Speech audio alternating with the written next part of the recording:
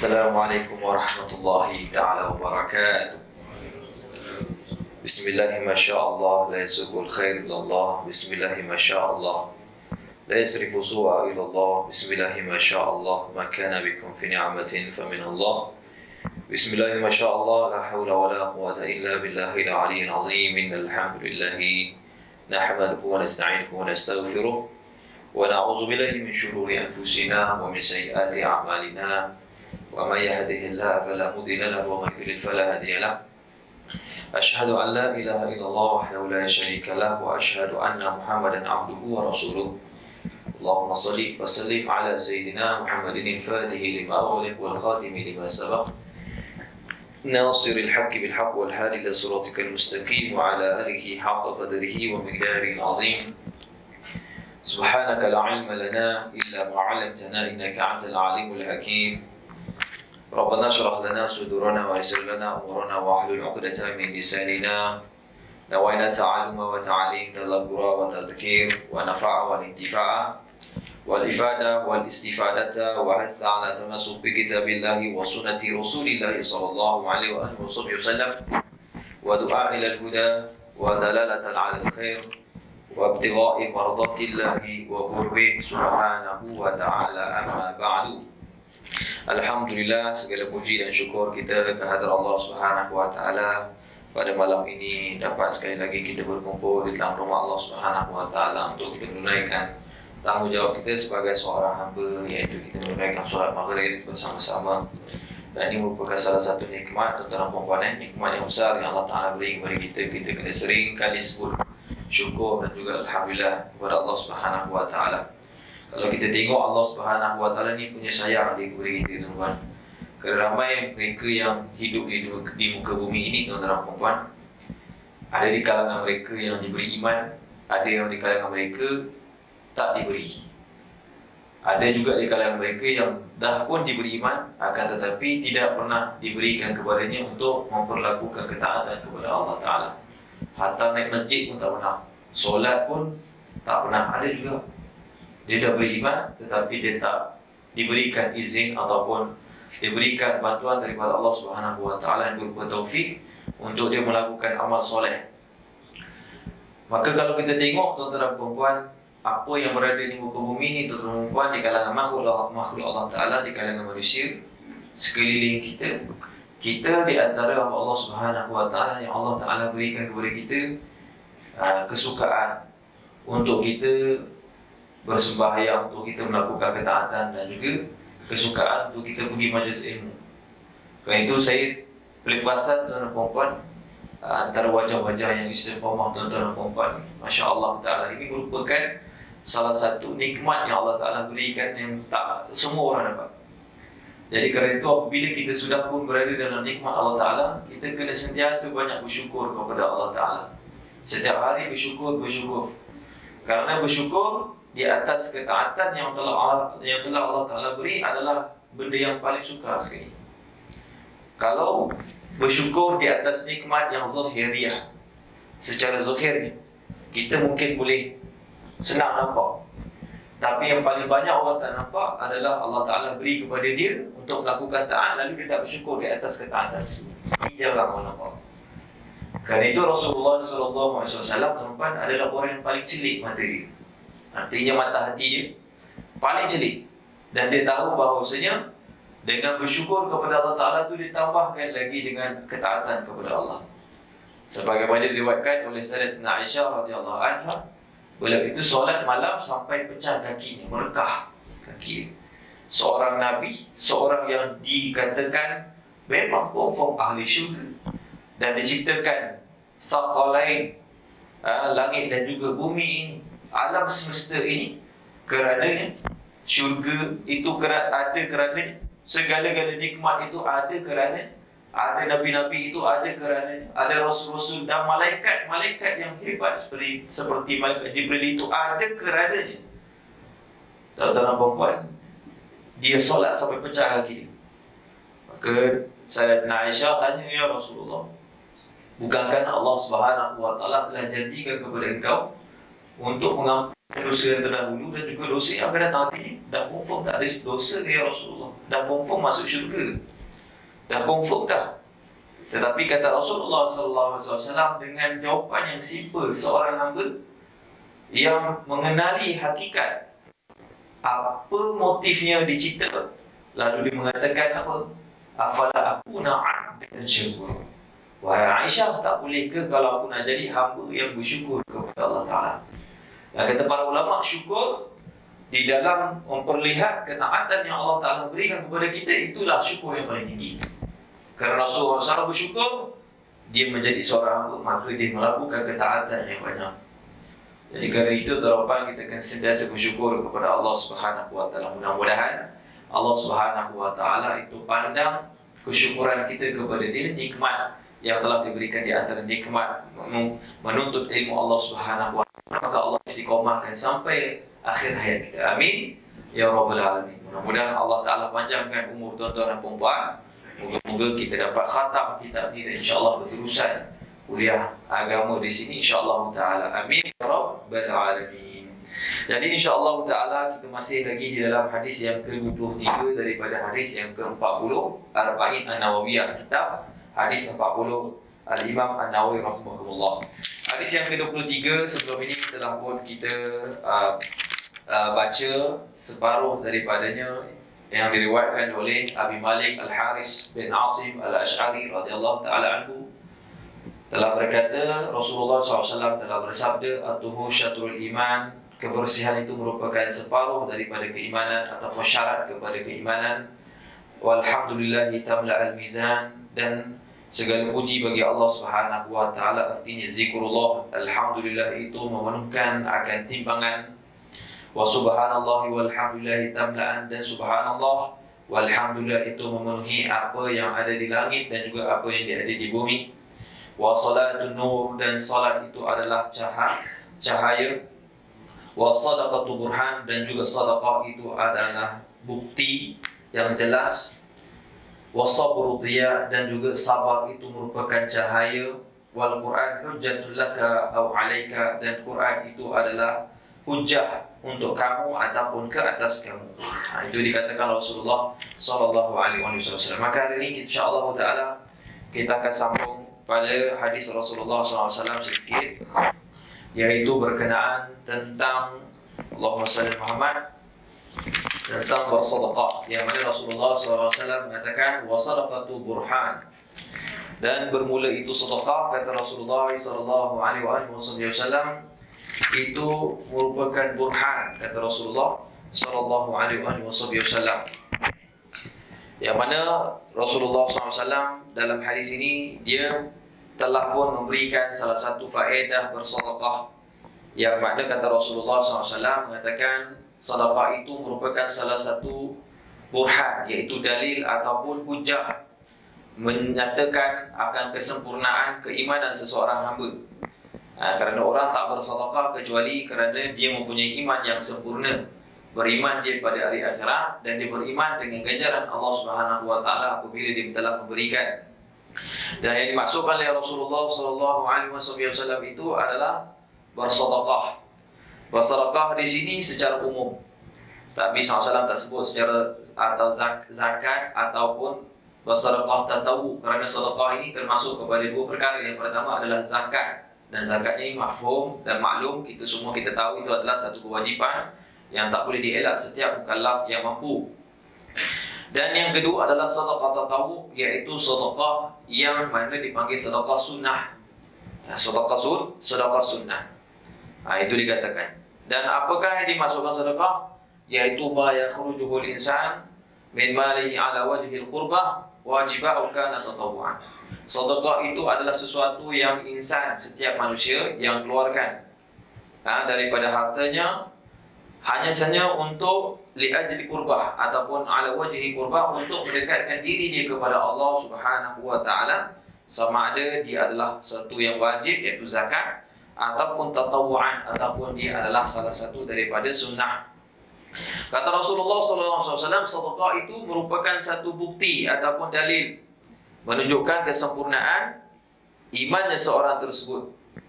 Kata para ulama, kenapa dipanggil burhan? Rasulullah SAW mengatakan wasadaqatu burhanun. Kata Rasulullah, kata para ulama mengatakan orang yang bersedekah kerana mereka mempercayai dengan yaumul hisab. Kerana itu mereka mengeluarkan akan harta mereka rojaan sawab, kerana mereka itu mengharap akan ganjaran daripada Allah Subhanahu wa taala. Itu dikatakan orang yang bersedekah itu adalah orang yang mana mereka itu sempurna keimanan mereka, mempercayai hari akhirat. Jadi bersedekah ini merupakan salah satu kurbah amalan yang sangat-sangat penting, tuan-tuan dan puan-puan. Kerana ramai manusia di yaumul qiyamah tak tahu mereka lepas ataupun tidak. Ingat tuan-tuan dan puan, kita tak tahu kita lepas di yaumul qiyamah ataupun tidak. Tetapi sekiranya kalau kita ada bersedekah, insya-Allah taala dengan sedekah tersebut mampu menyelamatkan kita. Karena itu kata Rasulullah sallallahu alaihi wasallam, ittaqun nar walau bisyaqqi tamrah. Kata Rasulullah SAW, hendaklah kamu selamatkan diri kamu daripada api neraka walaupun dengan separuh kamu sedekahkan daripada buah biji tamar, daripada buah kurma, separuh buah kurma. Artinya kalau orang bersedekah dengan ikhlas walaupun kecil, tuan-tuan dan puan-puan, boleh selamatkan diri daripada api neraka. Rasulullah SAW beri permisalan seperti itu. Karena setiap yang kecil, yang ikhlas kerana Allah Ta'ala, terutama bersedekah kepada orang-orang yang memerlukan, itu sangat-sangat dipandang oleh Allah Ta'ala, tuan-tuan dan puan-puan. Jadi kerana itu, Nabi SAW berlumba-lumba. Para sahabat Nabi SAW berlumba-lumba dalam bersedekah. Setiap hari bersedekah. Para ulama juga setiap hari bersedekah. Rasulullah SAW itu la yakhshal faqra. Rasulullah SAW tak pernah risau kepada kefakiran.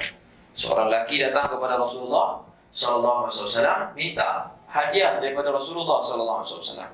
Maka Rasulullah SAW tunjuk kepadanya hasil daripada ghanimah, rampasan harta perang, dan juga orang beri kepada Rasulullah SAW di satu lereng bukit yang dipenuhi lembah tersebut dengan beratusan ekor kambing. Maka kata Rasulullah SAW kepada lelaki tersebut, ambil kambing ini bawa pulang ke kaum kamu. Terkejut lelaki tersebut, tuan-tuan dan puan-puan, Rasulullah SAW sedekah macam tu banyak. Terkejut dia. Terus dia syahadat kepada Rasulullah SAW. Aku beriman kepada Tuhan kamu, syahadat la ilaha illallah wa annaka Muhammad Rasulullah. Terus syahadat dia. Lalu dia pulang ke kampung dia, ke kaum dia. Dia mengatakan, ya ma'asyara nas, amin. Wahai seluruh manusia, berimanlah kamu kepada Nabi Muhammad, kerana sesungguhnya Muhammad itu adalah Nabi yang mana sifat Nabi tersebut la yakhshal faqr, tidak pernah merasa takut dengan kefakiran. Itu Rasulullah SAW. Daripada hadis riwayatkan Sayyidina Aisyah radhiyallahu anha, kata Sayyidina Aisyah radhiyallahu anha, tuan-tuan dan puan, Rasulullah SAW itu tidak memakai dengan dua pasang. Baik daripada baju, artinya Rasulullah SAW tidak memiliki dua pasang. Baik pada baju, baik pada selipar, artinya kasut, dan baik daripada makanan. Kata Sayyidina Aisyah radhiyallahu anha. Artinya Rasulullah SAW itu kalau dalam rumahnya hanya ada satu saja. Itu dikatakan Rasulullah SAW tidak mempunyai lebih, berpasang-pasangan. Kalau kita di rumah kita baju berpuluh-puluh, beratus-ratus baju kita, tak? Rasulullah SAW itu terdapat, kenapa tak ada banyak seperti itu, seperti kita? Oleh kerana Rasulullah SAW itu banyak bersedekah. Kalau para sahabat Nabi SAW, nampak saja Rasulullah SAW tukar baju cantik, dan kebanyakan orang bagi Rasulullah SAW. Kebanyakan Rasulullah SAW itu diberi oleh sahabat Nabi SAW, dihadiahkan oleh sahabat dan juga pembesar-pembesar. Jadi Rasulullah SAW bila saja orang kata cantik, maka Rasulullah SAW akan balik ke rumah, Rasulullah SAW akan pakai baju lama, kemudian Rasulullah SAW bagi. Kerana itu Rasulullah SAW tak ada baju dua ataupun tiga. Sebutnya Rasulullah SAW banyak tak bersedekah, Rasulullah SAW banyak. Sedangkan Rasulullah SAW itu jiwa dia, kehidupan dia mengerahkan dirinya untuk berkhidmat kepada ahli sufa. Seluruh harta yang didapat daripada ghanimah ataupun faid, ghanimah ni rampasan harta perang, kalau esok insya-Allah taala Imam Mahdi kalau sekiranya timbul dan muncul, kita berjihad dengan Imam Mahdi, kalau kita perang dengan Yahudi, dengan Israel yang kafir-kafir harbi yang menentang umat Islam, maka harta-harta mereka halal untuk kita ambil. Ini khususnya umat Nabi Muhammad SAW. Boleh. Umat-umat terdahulu tak boleh ambil. Kalau rampas harta perang mereka, wajib letak satu tempat. Ada satu riwayat mengatakan akan ada petir yang menyampar, bakar semua harta tersebut. Ada di satu riwayat, Nabi mereka akan bakar. Tak halal untuk mereka mengambil ghanimah ataupun fai'. Maka Rasulullah SAW ada sebahagian dipanggil khumus, 1/5 daripada rampasan harta perang tersebut. Keluarga Rasulullah dan Rasulullah SAW boleh dapat. Maka apa yang Rasulullah SAW dapat, Rasulullah SAW akan berikan kepada ahli suffah. Nampak? Nak katakan Rasulullah SAW itu sentiasa bantu ahli suffah, sentiasa bersedekah. Setiap hari Rasulullah SAW bersedekah. Dan Rasulullah SAW sering tanya, bagaimana perihal ahli suffah, dah makan ke belum ke? Rasulullah SAW risau. Apa yang ada kat rumah, Rasulullah SAW akan bagi. Itu Rasulullah SAW punya kemuliaan, kedermawan dia, tuan-tuan, tak ada tandingannya. Kalau itu Rasulullah SAW ni manusia yang paling terbaik. Kalau ada orang rajin sedekah, Rasulullah SAW lebih hebat daripada dia. Karena Rasulullah SAW berikan segala-galanya. Apa yang Rasulullah SAW ada, Rasulullah SAW berikan. Begitu juga sahabat Nabi SAW, Sayyidina Abu Bakar, Sayyidina Umar. Itu bersedekah tentera perempuan, Sayyidina Umar bersedekah separuh pada harta itu. Rasulullah SAW kata, wahai mukminin, wahai orang beriman, bersedekahlah kamu kepada jalan Allah, fisabilillah. Sayyidina Umar kata perempuan, dia keluar daripada, dia masuk rumah dia ambil separuh harta dia. Dengan dia melihat, dia mengatakan, dengan separuh harta ini, mudah-mudahan aku bersedekah paling banyak, aku boleh kalahkan Sayyidina Abu Bakar. Kerana para sahabat itu fastabiqul khairat. Mereka sentiasa beriman dengan firman Allah, fastabiqul khairat, sentiasa bercepat-cepat berlumba-lumba, berlumba-lumba melakukan kebaikan. Bukan mereka nak menyombong, tetapi mereka berlumba-lumba nak dapat ganjaran yang paling tinggi di sisi Allah Ta'ala. Berbeza dengan kita. Kita lebih berlumba-lumba dengan makhluk. Sahabat Nabi SAW, Sayyidina Umar keluarkan separuh. Kalau ada 1 juta akaun dalam akaun kita, 500,000 bagi. Tuan-tuan perempuan boleh buat? Tak boleh buat. Iman sahabat hanya sahabat saja. Kalau itu, kalau kita hidup zaman Rasulullah SAW, kita tak tahu kita boleh ikut Rasulullah SAW ataupun tidak. Kerana kita pun dah diberi iman, dah disenang, tidak ada jihad, tidak ada kesusahan, tidak ada lagi dikatakan musuh-musuh Islam yang nyata nak perangi kita. Tak ada. Memang ada musuh-musuh Islam sekarang, sampai sekarang. Di Malaysia pun ada juga. Cuma mereka menyembunyikan. Tetapi subhanallah, hidup kita senang, pergi masjid mudah, pergi ngaji senang, kehidupan kita tenteram saja. Zaman Rasulullah tak boleh. Semuanya kena paksa, semuanya kena sembunyi-sembunyi. Buat sikit, cakap lebih, kena lempang, kena seripak, terkadang semua kena buat. Itu sahabat Nabi SAW. Tapi subhanallah, mereka boleh ikut Rasulullah SAW bagi sebuah harta Sayyidina Umar. Maka datanglah lewat sikit Sayyidina Abu Bakar. Maka Sayyidina Abu Bakar bawa seluruh harta dia. Maka Rasulullah SAW tanya kepada Sayyidina Umar, wahai Umar, apa yang kau tinggalkan? Dia kata, ya Rasulullah, aku dah tinggalkan separuh daripada harta aku. InsyaAllah, terkejut sahabat. Allahu Akbar, hebatnya sahabat ni. Kemudian Rasulullah SAW tanya Sayyidina Abu Bakar, wahai Abu Bakar, apa yang kau tinggalkan? Matarak tali ahli. Kau dah tinggal lalu untuk keluarga kau. Apa dia jawab? Dia kata, taraktu lillahi wa rasulih. Aku dah tinggalkan kepada keluarga aku, isteri aku, anak aku, untuk Allah dan juga Rasulullah. Aku dah tinggalkan hanya Allah dan juga Rasulullah SAW. Sebegitu tuan-tuan perempuan, punya mereka ini banyaknya bersedekah. Itu para sahabat. Para ulama, ada juga para ulama yang kuat bersedekah. Di antaranya Al-Ustaz Al-Azam Al-Faqih Al-Muqaddam. Nama sebenarnya Muhammad bin Ali bin Alawi, seorang ulama Yaman, Hadramaut, lebih kurang 500 tahun dulu. Beliau ini, tuan-tuan perempuan, setiap hari bersedekah sebanyak berapa? Sebanyak 700 biji tamar setiap hari. Tamar ni salah satu makanan seorang macam kita kat Malaysia ni makan nasi. Diorang kat sana jarang ada beras. Mungkin zaman dulu pun susah, kerana Hadramaut tu di antaranya negeri yang kering kontang. Maka tak sesuai tanam beras, tanam pokok. Jadi mereka banyak makan roti dan juga buah-buahan saja, gandum. Jadi kerana itu dalam perempuan, beliau setiap hari sedekah 700 biji tamar. 700 biji tamar. Dia ada kebun, dia sedekah setiap hari 700 biji tamar. Subhanallah. Itu di antaranya. Di antaranya juga Syekh Abu Bakar bin Salim, seorang ulama Hadramaut juga. Beliau itu pernah bersedekah setiap harinya 1000 tamrat. Setiap hari sedekah 1000 biji tamar. 1000 biji tamar. Bila kita cerita tentang perjalanan-perjalanan orang yang kuat sedekah ni, barulah kita tengok tuan-tuan dan puan-puan betapa jauhnya kita, makam kita dengan mereka. Hebatnya mereka ini tuan-tuan dan puan. Kerana apa? Iman mereka sempurna. Itu Rasulullah SAW mengatakan, wasadaqatu burhan. Sedekah itu merupakan burhan, dalil menunjukkan kesempurnaan keimanan seseorang. Karena itu Rasulullah SAW mengatakan, idza matal 'abd, idza matal 'abdul adam, bila mati anak Adam, maka seluruh amalannya akan terputus. In qata amalu illa thalas, kecuali 3 perkara. Yang pertama kata Rasulullah SAW, al-ilmu yantafi'u bihi. Ilmu yang mana dia pernah belajar, kemudian dengan ilmu tersebut dia mengajar, dapat manfaat kepada orang lain. Itu kena hidup ni kena jadi wali. Hidup ni kena jadi, tak jadi tuan guru pun dia ada ilmu, pernah mengajar orang. Nampak? Kita kena ingat tu, kerana itulah yang akan mengekalkan amalan kita mengalir, kata Rasulullah SAW. Yang kedua kata Rasulullah SAW, sadaqatu jariyah, sedekah yang mengalir, kata Rasulullah SAW. Iaitu sedekah yang jariyah. Apa yang pernah kita buat, apa yang pernah kita sumbang daripada harta kita yang banyak, pernah tak kita buat? Dalam masjid ni ada bahagian-bahagian, komponen-komponen masjid, pintu ke apa ke, kita kena usaha sekarang, kita kena letakkan saham kita di masjid, di rumah Allah Ta'ala, di rumah anak-anak tahfiz, rumah anak-anak yatim, rumah-rumah orang fakir. Kena bantu mereka, kena banyak bersedekah. Kerana dengan bersedekah itu akan mengalirkan pahala kita. Yang ketiga kata Rasulullah SAW, waladun soleh yad'u lahu.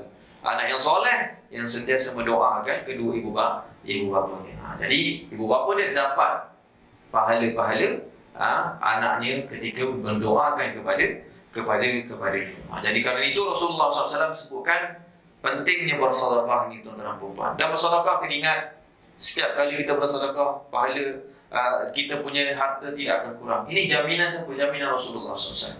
Kata Rasulullah SAW, ma naqasat min malin bisadaqah.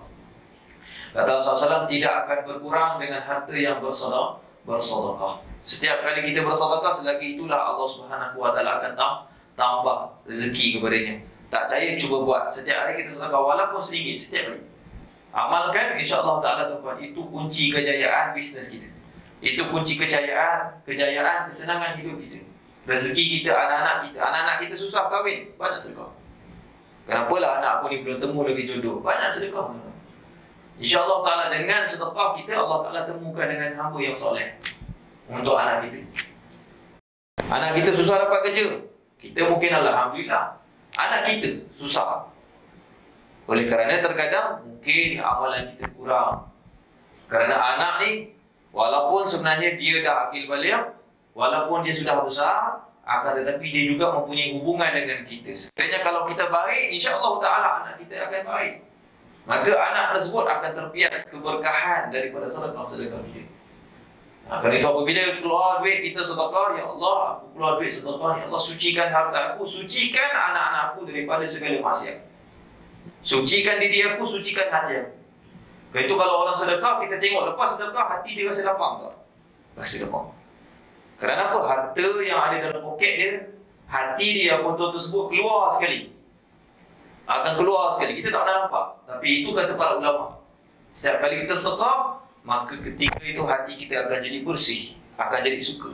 Maka apabila orang yang dah suka bersedekah setiap hari, dia suka bersedekah, kalau terlepas sekali sedekah, maka dia akan rasa macam rugi, dia rasa macam kecewa. Jadi kerana itu kita kena carilah orang-orang fakir, jiran-jiran kita kena fikirlah. Jadi kerana itu tuan-tuan dan puan-puan, mudah-mudahan kita bersedekah. Dan para ulama mengatakan sedekah yang paling afdal adalah sedekah kepada orang-orang yang soleh. Sedekah kepada tuan-tuan guru yang ada pondok dan sebagainya. Kita sedekah kepada mereka lah. Nampak? Itu dikatakan. Tetapi kata para ulama, bersedekah itu ada martabat dia lah, yang mana patut kita utamakan. Cuma kita kata yang paling afdal orang soleh. Kalau alim, yang pertama kata para ulama, yang paling afdal adalah sedekah orang yang mempunyai 3 hubungan. Yang pertama, kerana dia beriman kepada Allah, mukmin, muslim. Kemudian dia mempunyai kerabat, pertalian hubungan darah dengan kita, sepupu kita, adik-beradik kita. Itu paling artinya yang pertama, martabat pertama yang seharusnya kita sedekah. Yang ketiga, dia berjiran dengan kita. Ada tak kita punya adik-beradik duduk berjiran dengan kita, dia beriman? Alhamdulillah. Kalau dia susah, dia yang patut kita bantu awal dulu. Dia yang patut kita bantu dulu. Itu kata para ulama. Yang kedua, martabat yang kedua, beriman, kemudian jiran. Ini dipanggil hak-hak jiran. Dia bukan keluarga, tapi itu yang kedua. Sebelum nak sedekah kat kampung sana, tengok kat kampung kita, tengok kat jiran kita. Kerana apa? Sampai dalam satu hadis, Sayyidina Aisyah radhiyallahu anha bertanya kepada Rasulullah SAW, "Ya Rasulullah, di manakah jiran yang patut aku bersedekah?" Kerana Sayyidina Aisyah tu rumahnya kiri kanan, ada sebelah rumahnya tersebut ada satu rumah, dan setelah itu ada satu rumah lagi. Maka kata Rasulullah SAW, "Aqrabuhul baban." Kata Rasulullah SAW, maka bersedekahlah oleh kamu, hai Aisyah, dengan pintu yang paling dekat dengan pintu rumah kamu. Paling dekat, jiran-jiran yang paling terdekat. Jadi kalau itu sedekah yang kedua, martabat yang kedua, iaitu seorang Muslim dan juga jiran.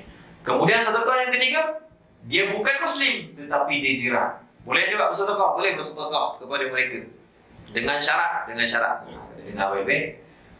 Dengan syarat kita tahu bila kita sedekah kepada dia, dia tak buat maksiat dengan duit tersebut. Semisalnya dia kaki minum, tak boleh bersedekah. Kita tak boleh sedekah. Dia susah ustaz, kau tak bagi mati dia. Dia kaki minum macam mana? Beli makanan. Jangan bagi duit. Sebab bagi duit mesti dia beli minum, beli arak. Jadi jiran kita walaupun tidak beriman, kita kena juga bersedekah kepadanya. Kerana kita tidak diperbolehkan untuk membiarkan mana-mana manusia itu mati kebuluran. Haram hukum dia, terutama orang Muslim, walaupun dan juga begitu juga kepada orang yang bukan Muslim. Dan dia digelar sebagai kafir zimmi. Macam di Malaysia ni, mereka yang tak beriman, mereka adalah kafir zimmi. Kafir zimmi artinya dalam tanggungan umat Islam. Sepatutnya kalau ikut hukum Islam, mereka wajib bayar jizyah setiap tahun. Jadi mereka ini adalah golongan yang menjadi tanggungan umat Islam. Kalau apa-apa, kita kena bela mereka. Kalau mereka dibunuh, wajib untuk kita cari siapa pembunuh, tak boleh kita biarkan. Atau orang Islam sendiri pun yang bunuh dia. Nampak tak? Dan kita tak boleh merampas harta dia sebagaimana saya sebut yang pertama tadi, iaitu kafir harbi. Kafir harbi iaitu kafir yang boleh kita peperangi dan halal darah dia. Halal darahnya dan juga halal harta-harta dia untuk kita ambil, kerana dia memerangi Islam. Jadi itu di antaranya yang bersedekah, martabat bersedekah. Dan kata para ulama, waktu mana yang paling afdal untuk bersedekah? Kata para ulama, waktu paling afdal bersedekah itu adalah waktu setelah daripada subuh. Kerana ada sampai dalam satu hadis Nabi SAW mengatakan, "Ma min yawmin طلعت فيه شمس إلا وبجنبها ملكا يناديان يقولان اللهم عجل لمنفق خلفا ولممسك تلفا." Kata Rasulullah SAW, tidak ada setiap hari yang berlalu yang timbul, artinya matahari dah bangkit daripada matahari, illa wa bijambiha, kecuali daripada kedua-dua bahunya ataupun tepinya itu ada dua malaikat yang berdoa dan berkata dalam doanya, Allahumma ajilil munfaqi khalafa. Ya Allah, engkau permudahkan urusan ataupun engkau cepatkan rezeki kepada orang yang menginfakkan dengan imbalan ataupun ganjaran yang telah diberikan. Malaikat akan doa. Ini setiap pagi. Artinya pagi. Kata Rasulullah SAW, yaumin tala', artinya ketika setelah daripada subuh. Maka ini hadis, tuan-tuan dan puan-puan, hadis yang diriwayatkan Imam Bukhari, hadis sahih. Kata para ulama, ini waktu yang paling afdal kita bersedekah. Keluar daripada rumah sampai tempat kerja, sedekah. Cari orang susah, tepi, dering-dering, tangga dan sebagainya, bagi. Orang tu tak siomat, bagi saja. InsyaAllah ta'ala, tuan-tuan, niat dakwah, duit tersebut barakah kepada dia.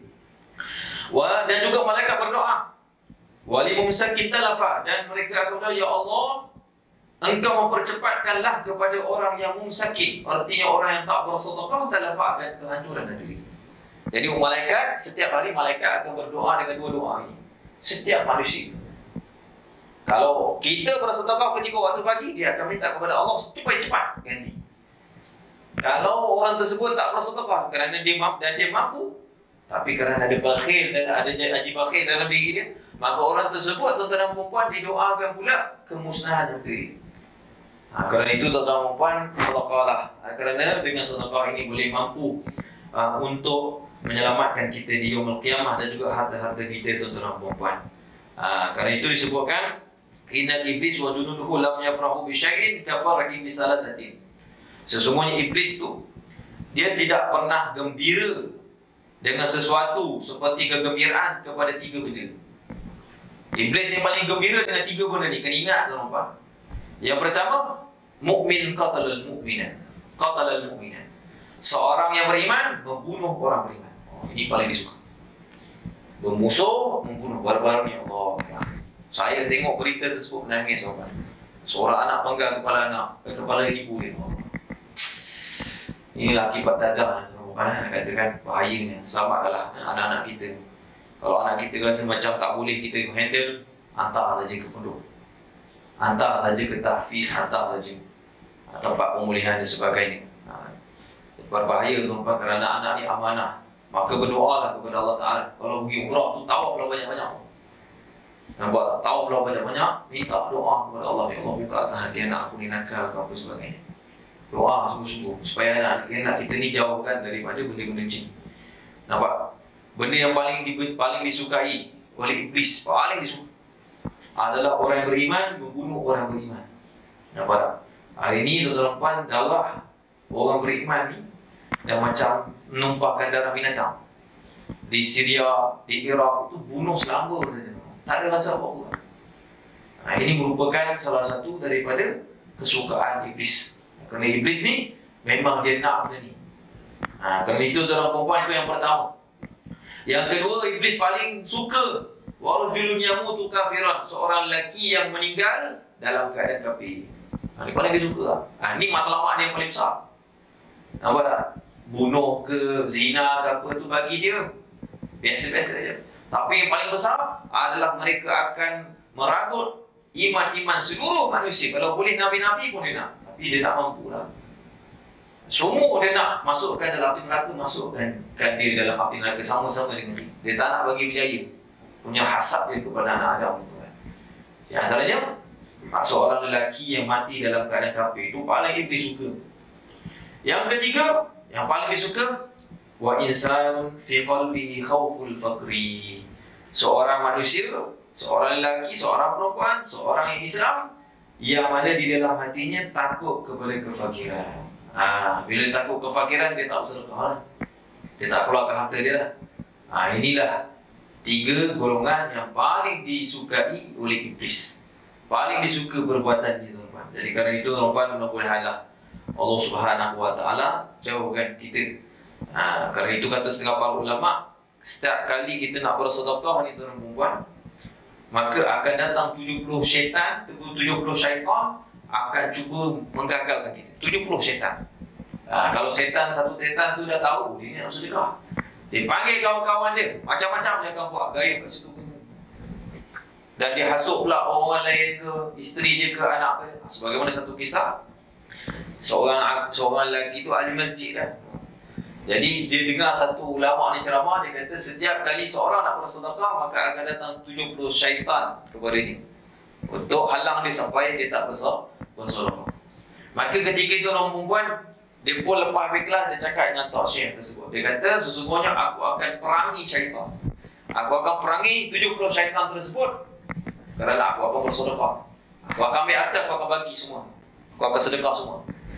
Orang yang dalam masjid. Subhanallah, tuan-tuan. Dia cakap macam tu, tuan-tuan. Subhanallah. Saya cakap besar sikit lah. Jadi apabila dia balik, maka dia balik, dia kumpul. Mana duit-duit dia, makanan-makanan apa semua, dia letak dekat dalam satu bekalan, satu bekal, dan dia letak atas kenderaan dia. Maka apabila dia tengah susun, tiba-tiba datang isteri dia. Isteri dia datang, dia kata, kita ni dah tak apa senang sangat. Kau nak suruh keluar lagi barang-barang, nak bagi orang apa semua, nak bersedekah, bang, dia kata, jangan bagi. Lalu suami dia kata, ni kan duit aku, aku yang bekerja, aku nak bagi sepatutnya aku lah.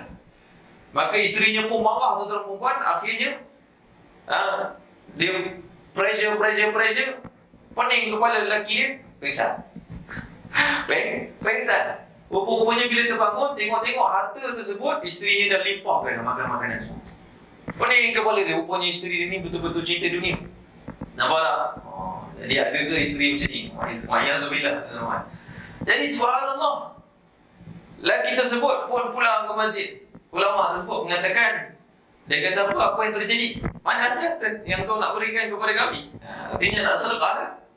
Dia kata apa? Sesungguhnya 70 syaitan telah pun kalah dengan aku. Dia hantar seorang saja syaitan. Itu isteri. Artinya isteri dia dah jadi syaitan masa tu.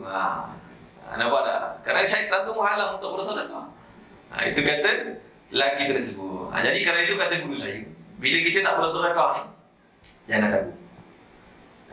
Nampak tak? Kita nampak terus keluar. Jangan sayang-sayang. Jangan fikir 2 kali. Fikir 2 kali, kita fikir kejap. Walaupun susah, dia jadi lain. Nampak tak? Nampak je orang susah, keluar. Sap. Saya cakap, siap saya. Saya pernah tak? Nampak? Itu di antara tips untuk kita tidak berubah hati. Jadi kerana itu tuan perempuan, doa banyak-banyak. Bila sedekah tu, ada doanya juga. Kata para ulama, Allahumma tsabbit qalbi ala dinik wa ala ta'atik. Ya Allah, kukuhkan hati aku di atas agamamu dan juga ketaatan kepada kamu. Barulah hati kita jadi sabat, jadi kuat, kukuh. Bila kita bersedekah tu, insya-Allah Ta'ala. Itu dikatakan. Jadi itulah dikatakan tuan-tuan perempuan, bahawasanya bersedekah. Dan bersedekah itu juga di antara benda yang paling baik adalah bersedekah secara tersembunyi. Kerana dalam satu hadis Rasulullah SAW sebutkan, riwayatkan Imam Al-Bayhaqi dalam kitabnya Syu'abul Iman, Rasulullah SAW mengatakan, sedekatus sirri tadfi'u ghadaba rabbi. Bersedekah secara sembunyi itu memadam akan kemurkaan Tuhan. Jadi Allah Ta'ala itu boleh lembut, boleh redha kepada kita dengan kita sedekah secara tersembunyi. Kerana sedekah tersembunyi ini, kata para ulama, dia adalah sedekah yang paling afdal, iaitu kaifiah secara sedekah yang paling afdal. Kerana itu disebutkan setengah daripada para ulama, mereka itu akan bersedekah kepada tangan-tangan orang buta. Mereka lebih pilih kalau orang yang tak nampak lagi mereka suka, sebab orang tersebut tak tahu siapa yang bagi. Dan setengah daripada mereka juga, mereka akan campakkan duit ataupun makanan-makanan tu diletakkan satu tempat di satu jalan ataupun perjalanan orang-orang fakir. Dan orang tahu, orang fakir tahulah kawasan tu adalah kawasan tempat biasanya orang ambil sedekah. Dia akan letak, tengok tak ada orang, dia letak. Ni ulama-ulama salaf. Dan di antara mereka, mereka akan bersedekah dengan mengupah orang. Nampak tak? Budak-budak kecil, tolong pakcik bagi duit ni kat fulan bin fulan. Jangan cakap siapa. Itu setengah daripada ulama salaf. Ada juga setengah mereka yang bersedekah tak kala orang fakir sedang tidur, homeless tersebut dia datang, dia masukkan duit dalam poket. Nampak? Ada juga di kalangan mereka itu yang bersedekah, kadang-kadang tuan-tuan perempuan langsung tidak diketahui oleh siapa-siapa, dan dia minta kepada siapa-siapa pun saja yang menolong mereka. Itu dia di antara akhlak para ulama salaf, tuan-tuan perempuan. Jadi kerana itu bersedekah yang di antara kaifiah yang paling terbaik adalah sedekah dengan secara tersembunyi. Kata para ulama, kalau nak bersedekah secara nyata boleh ke? Boleh, tak ada masalah. Kalau kita berniat untuk berdakwah, maka ini juga pun bagus. Nampak tak? Jadi kerana itu, kalau kita niat untuk berdakwah dengan kita keluarkan sedekah di khalayak ramai, kita buat live supaya masyarakat buka minda untuk bantu seorang fakir ni ataupun orang kampung tersebut, maka boleh, tak ada masalah. Nampak tak? Dengan syarat tidak mempunyai riak. Kalau ada riak, maka lebih baik kita bersedekah dalam keadaan tak ada siapa-siapa pun tahu. Kata Rasulullah SAW, adalah kamu memberikan sehingga tangan kiri kamu tidak mengetahui apa yang diberikan.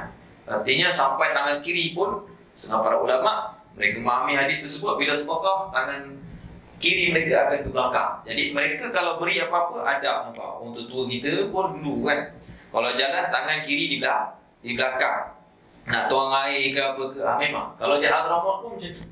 Mereka kalau tuang air, maka mereka akan tuang tangan kiri di belakang, kerana mereka sedang memberi. Ini beriman dengan hadis Rasulullah SAW, mengamalkan hadis Rasulullah SAW. Berikan sampai tangan kiri itu tidak mengetahui apa yang tangan kanan memperlakukannya. Itulah kata Rasulullah SAW, sadaqatul burhan. Sedekah itu adalah salah satu daripada bukti, hujah kesempurnaan iman seorang.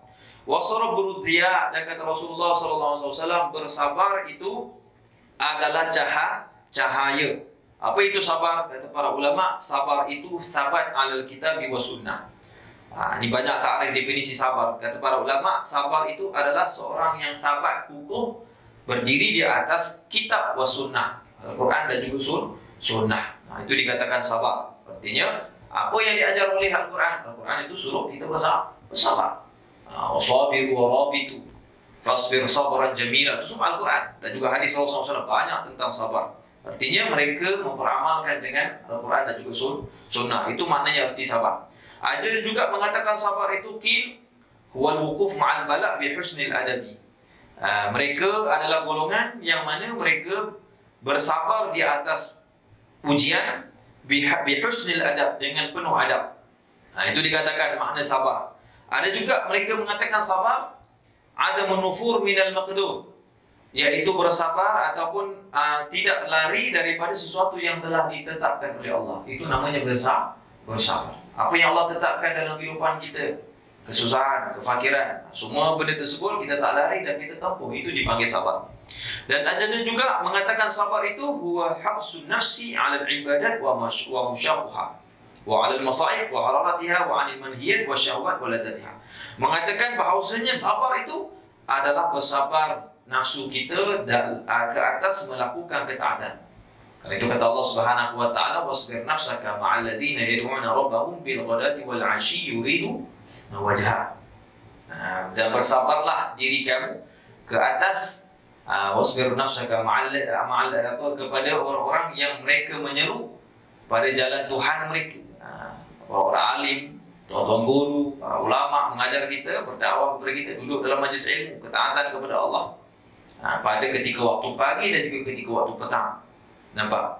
Dan itu sabar yang dikatakan sabar, apa maknanya sabar daripada sabar juga sabar ketaatan.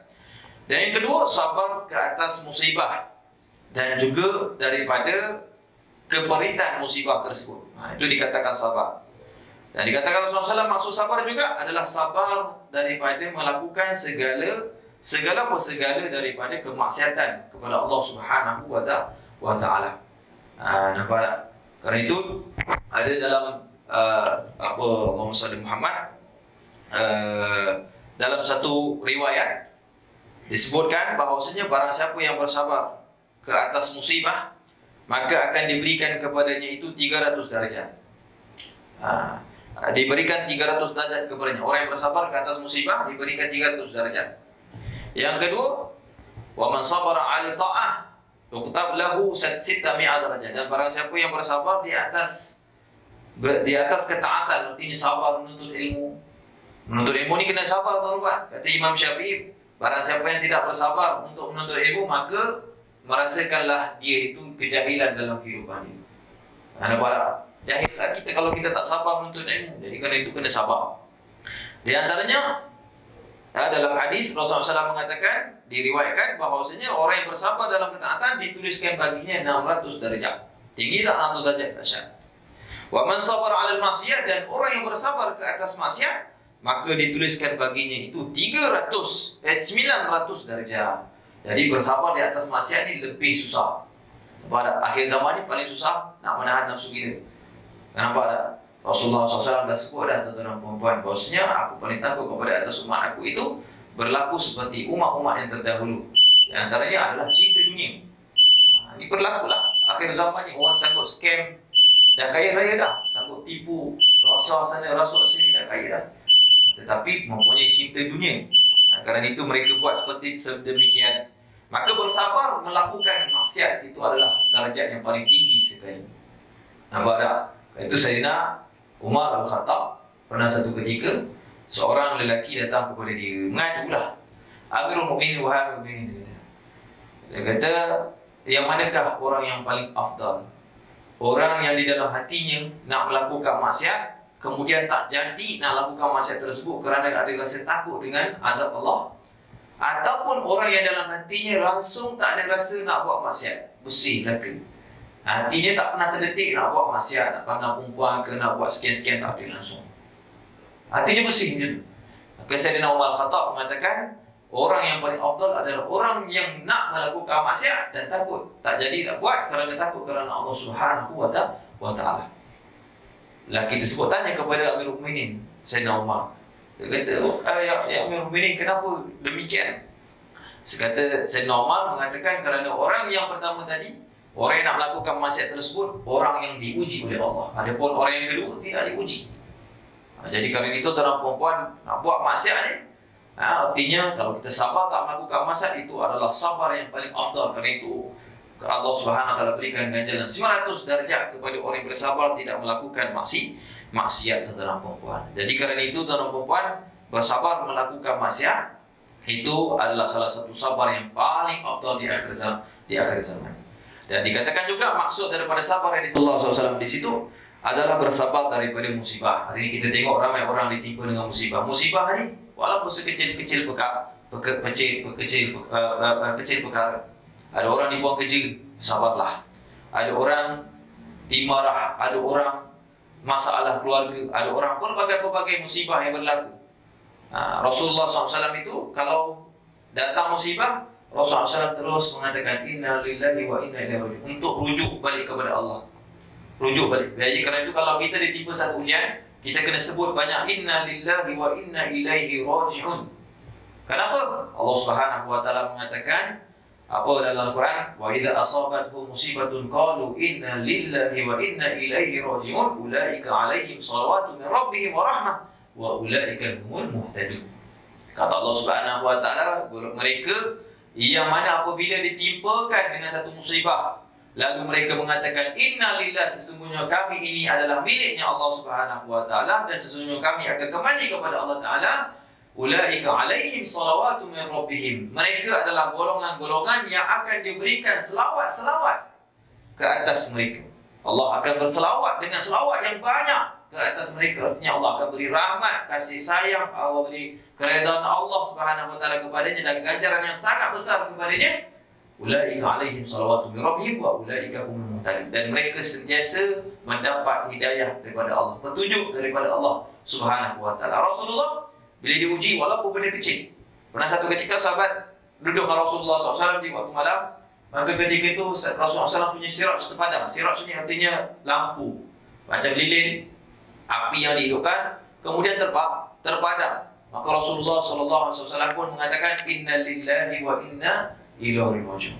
Maka sahabat tanya Rasulullah SAW, ya Rasulullah, al-musibatun hiya. Ya Rasulullah, itu musibah agak ya Rasulullah?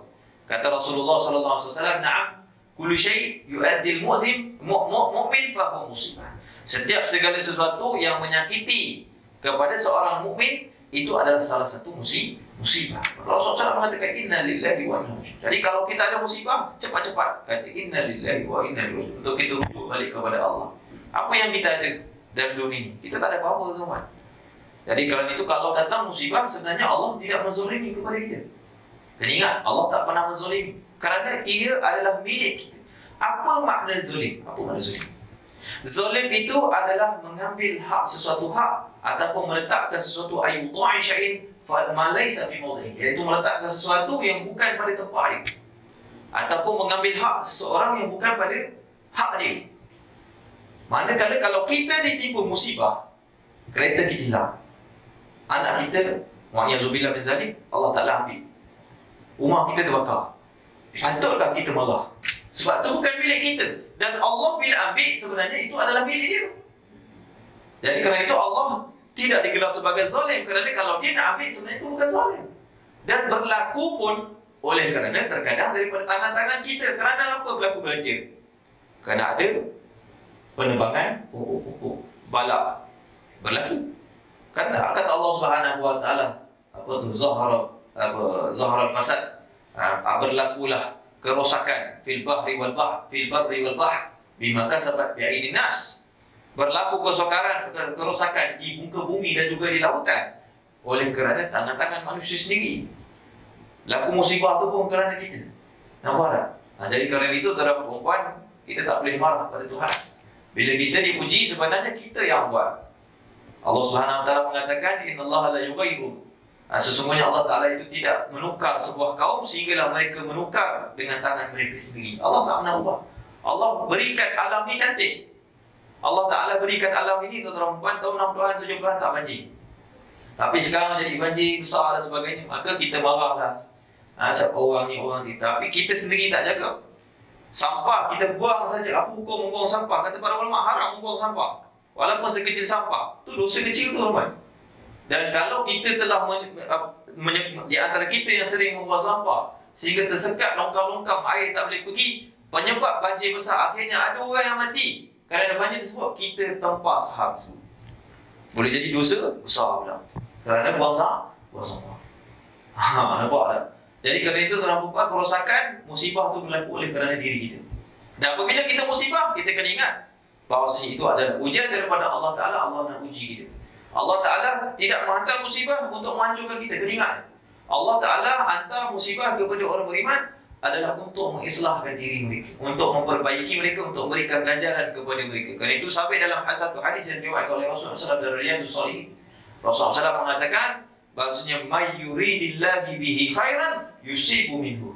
Barang siapa yang dikehendaki oleh Allah baginya kebaikan, Allah akan bagi dia musibah. Jadi apabila seorang dapat musibah, orang beriman sebenarnya untuk kenaikan makam mereka, mendekatkan diri mereka kepada Allah. Dulu sebelum ni duduk di rumah, selesa, kita pasang aircon, tapi solat kita tinggal. Dulu duduk di rumah, kita tidur sampai subuh, kita tak pergi masjid. Subuh kita tak bangun. Quran jarang kita baca, maka Allah datang banjir. Allah bagi banjir, habis semua. Untuk Allah tegur kita. Untuk Allah Subhanahu Wa Taala cuit sikit hati kita supaya kita fikir bahawasanya apa yang kita buat sebenarnya sebelum ni kita telah lalai. Sebagaimana seorang ayah bila dia bagi anak dia mainan, anak dia leka dengan mainan tersebut, ibu ayahnya akan ambil mainan tersebut.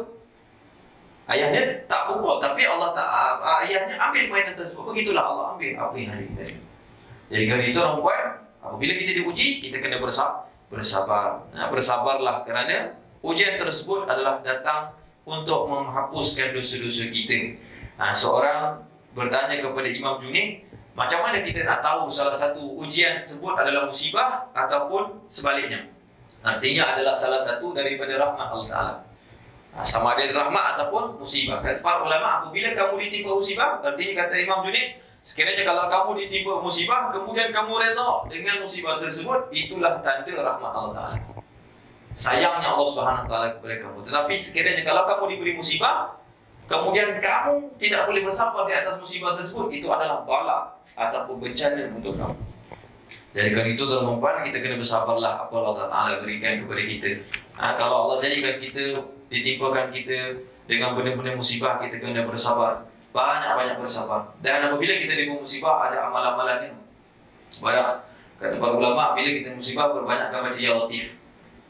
Disebutkan juga di dalam kitab-kitab para ulama mengatakan, apabila datang musibah kepada kita, ada musibah tersebut berupa penyakit, harta, banyakkan baca Ya Latif sebanyak 129 kali.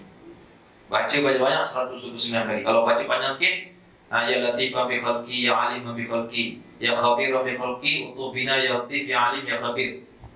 Ya Latifah bi khalqi. Kalau ada buat lagu sikit, Ya Latifah bi khalqi, Ya Alim bi khalqi, Ya Khabir bi khalqi, utubina Ya Latif, Ya Alim, Ya Khabir. Artinya, Ya Maha lembut kepada hamba ini, Ya Latifah bi khalqi. Ya Alim bi khalqi, yang mengetahui kepada hamba-Nya. Ya Khabir bi khalqi, yang pakar. Khabir ni pakar, artinya yang mengetahui secara kecil-kecil perkara pun tahu kepada hamba. Ya Khabir bi khalqi. Utuf bina, lembutkan kami dengan ujian tersebut. Utuf bina. Ya Latif, Ya Alim, Ya Khabir. Itu nama Allah Subhanahu Wa Ta'ala. Ya Latif, Ya Alim, Ya Khabir. Ini antara amalan untuk kita meringankan sedikit musibah tersebut. Kalau orang sakit, itu musibah juga. Jadi cara macam mana? Dengan perbanyakkan zikir ini. Baca tuan-tuan, jadi insyaAllah saya ijazahkan Ya Latif ini. Ajastukum ijazah, tuan-tuan sebut Qabilna al-ijazah. Jadi insyaAllah ta'ala tuan-tuan, mudah-mudahan Allah Subhanahu Wa Ta'ala pandang kita. Dengan ujian-ujian yang diberikan kepada kita, kita dapat bersabar. Allah naikkan makam kita, darjat kita. Dan ingatlah tuan-tuan, kata guru saya, sampai sekarang saya ingat, setiap kali kalau kita diuji, ingatlah Rasulullah. Berselawat ke atas Rasulullah SAW dan ingatlah Rasulullah. Kerana seorang sahabat tanya Rasulullah, "Ya Rasulullah, siapa man asyadun nas bala?" Ya Rasulullah, siapakah golongan yang paling dahsyat sekali ditimpa musibah, ditimpa dengan bala bencana? Kata Rasulullah SAW, Al-Anbiya, para nabi. Summa alladhina amsalahum, summa alladhina amsalahum. Kemudian seumpama mereka. Para ulama, para wali itu, mereka semua diuji dengan ujian yang berat. Jadi kerana itu, bila kita diuji, kuatkan hubungan kita dengan Rasulullah SAW. Kerana hubungan kita dengan Rasulullah itu dapat mendatangkan rahmat Allah Subhanahu Wa Taala secara total, direct terus Allah bagi. Kita susah, Allah Taala angkat kerana keberkatan Rasulullah Sallallahu Alaihi Wasallam. Maka berbanyakkan selawat ke atas Rasulullah SAW. Jadi mudah-mudahan Allah Subhanahu Wa Taala ampuni dosa-dosa kita. Allah Subhanahu Wa Taala jadikan kita orang-orang yang bertakwa. Allah Subhanahu Wa Taala faqihkan kita dalam agama. Allah jadikan kita ini lisan kita yang sentiasa berzikir kepada Allah. Allah jauhkan kita daripada segala maksiat zahir dan juga batin. Allah pelihara anak-anak kita. Allah jadikan anak kita anak yang soleh. Allah Ta'ala pelihara isteri kita di kalangan orang-orang yang baik, yang menjaga kehormatannya sehinggalah kita tidak digelar sebagai dayus. Mudah-mudahan juga Allah Subhanahu Wa Ta'ala limpahkan rahmat pada kampung ini, pada masjid ini, pada jiran-jiran di sini. Allah Subhanahu Wa Ta'ala angkat segala wabak, segala penyakit, segala kesusahan, segala hutang piutang. Mereka yang ada hutang piutang, mudah-mudahan Allah Ta'ala ransaikan. Mereka yang sedang sakit, yang hadir dalam majlis, mudah-mudahan Allah angkat penyakit tersebut, Allah hilangkan, Allah mudahkan mereka untuk beribadah. Amin rabbal alamin. Rabbana atina fid dunya hasanah wa fil akhirati hasanah wa qina adzabannar. Sallallahu alaihi sayyidina Muhammadin nabiyil ummi wa ala alihi wasallam. Walhamdulillahi rabbil alamin wal 'afwu minkum.